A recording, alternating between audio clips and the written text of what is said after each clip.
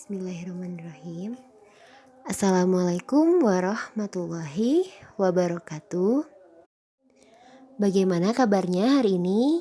Anak-anak solih dan solihah kelas 5A. Mudah-mudahan ibu doakan semuanya anak-anak dan keluarga di rumah dalam keadaan sehat walafiat. Amin ya rabbal alamin. Anak-anak solih dan solihah, hari ini kita akan belajar tema 1 yaitu organ gerak hewan dan manusia. Muatan pelajaran bahasa Indonesia dengan materi ide pokok. Nah, berikut ini beberapa submateri yang akan ibu jelaskan. Yang pertama ada pengertian ide pokok, yang kedua pengertian kalimat utama, yang ketiga pengertian kalimat penjelas atau pengembang, yang keempat paragraf deduktif, yang kelima paragraf induktif. Anak-anak simak dengan baik ya. Baik anak-anak solih dan solihah, di dalam sebuah cerita atau sebuah teks pasti terdapat beberapa paragraf. Nah, apa itu paragraf? Paragraf adalah karangan yang terdiri dari beberapa kalimat dengan kalimat utama sebagai pengendalinya dan kalimat penjelas sebagai kalimat pendukung. Biasanya dalam sebuah paragraf ciri-cirinya yaitu adalah kalimat pertamanya agak menjorok ke belakang. Itu disebut paragraf. Baik anak-anak, masih ingat di kelas 4 anak-anak mempelajari ide pokok atau gagasan utama dan gagasan pendukung. Anak-anak, apa itu ide pokok? Pengertian ide pokok adalah kalimat yang menjadi inti sebuah paragraf. Ide pokok disajikan dalam bentuk kalimat utama. Nah, anak-anak, biasanya kalimat utama itu dalam sebuah paragraf ada di bagian awal paragraf atau berada di akhir paragraf atau juga di tengah-tengah paragraf atau juga bisa di awal dan akhir paragraf. Nah, dalam sebuah paragraf selain ada ide pokok, ada juga kalimat pengembang atau kalimat penjelas. Apa itu kalimat pengembang? Kalimat pengembang bisa juga disebut dengan kalimat penjelas. Kalimat pengembang adalah kalimat yang menjelaskan kalimat utama. Kemudian selanjutnya ibu akan menjelaskan tentang paragraf deduktif dan paragraf induktif. Paragraf deduktif adalah sebuah paragraf yang ide pokoknya berada di awal paragraf. Sedangkan paragraf induktif adalah sebuah paragraf yang ide pokoknya berada di akhir paragraf. Jadi anak-anak ingat ya, paragraf deduktif itu adalah ide pokoknya berada di awal paragraf. Sedangkan paragraf induktif ide pokoknya berada di akhir paragraf. Ada juga paragraf inetatif, adalah sebuah paragraf yang ide pokoknya berada di tengah paragraf. Sedangkan paragraf campuran adalah sebuah paragraf yang ide pokoknya berada di awal dan akhir paragraf. Baik anak-anak, sekarang anak-anak buka buku paket tema 1 halaman 3. Nah, di sana ada bacaan. Sebuah bacaan berjudul Organ Gerak Manusia dan Hewan. Mari kita lihat paragraf pertama. Nah, mari kita membaca bersama-sama paragraf pertama dahulu ya. Organ gerak manusia dan hewan. Salah satu ciri dari makhluk hidup adalah bergerak. Secara umum, gerak dapat diartikan berpindah tempat atau berubah posisi sebagian atau seluruh bagian dari tubuh. Makhluk hidup akan bergerak apabila ada rangsangan yang mengenai sebagian atau seluruh bagian tubuhnya.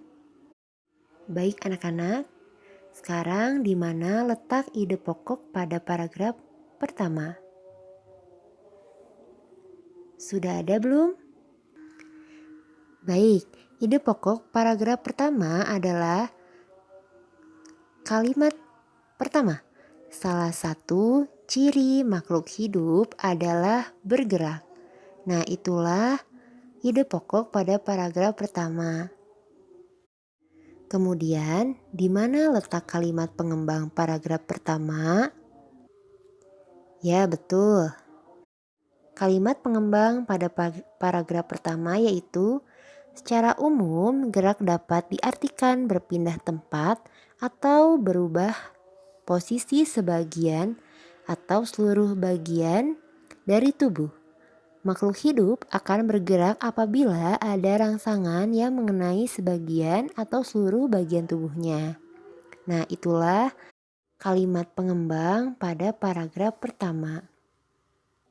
Lalu paragraf pertama disebut paragraf apa? Ya betul, paragraf deduktif. Mengapa? Karena ide pokoknya berada di awal paragraf. Nah, sekarang kita ke paragraf kedua. Silakan anak-anak baca dahulu ya. Baik, gerak pada manusia dan hewan menggunakan organ gerak yang tersusun dalam sistem gerak. Organ gerak berguna untuk berjalan, berlari, melompat, meloncat, memegang, menggali, memanjat, berenang, dan sebagainya. Nah, anak-anak, di mana letak ide pokok pada paragraf kedua? Ya, betul. Ide pokok pada paragraf kedua yaitu adalah gerak pada manusia dan hewan menggunakan organ gerak yang tersusun dalam sistem gerak. Itulah ide pokok pada paragraf kedua. Sekarang di mana kalimat pengembang paragraf kedua? Sudah ketemu? Ya, paragraf kedua kalimat pengembangnya adalah organ gerak berguna untuk berjalan, berlari, melompat, meloncat, memegang, menggali, memanjat, berenang, dan sebagainya. Nah, paragraf kedua ini disebut dengan paragraf deduktif karena ide pokoknya berada di awal paragraf. Selanjutnya kita ke paragraf ketiga. Mari kita baca bersama-sama ya. Organ gerak pada hewan dan manusia memiliki kesamaan.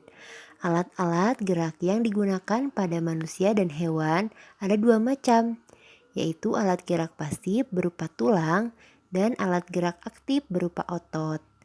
Kedua alat gerak ini akan bekerja sama dalam melakukan pergerakan. Kerjasama antara kedua alat gerak tersebut membentuk suatu sistem yang disebut sistem gerak. Nah, sekarang di mana letak ide pokok pada paragraf ketiga? Ya, paragraf ketiga ide pokoknya yaitu adalah alat-alat gerak yang digunakan pada manusia dan hewan ada dua macam, yaitu alat gerak pasif berupa tulang dan alat gerak aktif berupa otot. Itulah yang termasuk ide pokok pada paragraf ketiga. Nah, sekarang kita cari kalimat pengembang atau kalimat penjelasnya. Pasti sudah ketemu ya anak-anak. Kalimat pengembangnya yaitu adalah kedua alat gerak ini akan bekerja sama dalam melakukan pergerakan. Kerjasama antara kedua alat gerak tersebut membentuk suatu sistem yang disebut sistem gerak.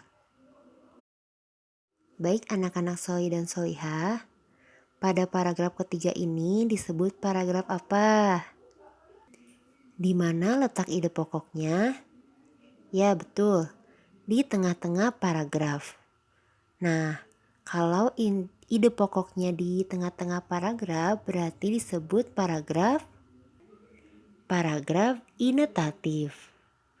Karena paragraf inetatif adalah sebuah paragraf yang ide pokoknya berada di tengah paragraf. Alhamdulillah, sampai di sini dulu pembelajaran tematik hari ini ya. Mudah-mudahan bermanfaat. Jangan lupa selalu menjaga kesehatan dan kebersihannya di rumah ya. Terima kasih juga kepada Bapak Ibu yang sudah mendampingi dan bekerja sama dalam pembelajaran di rumah. Terima kasih. Wassalamualaikum warahmatullahi wabarakatuh.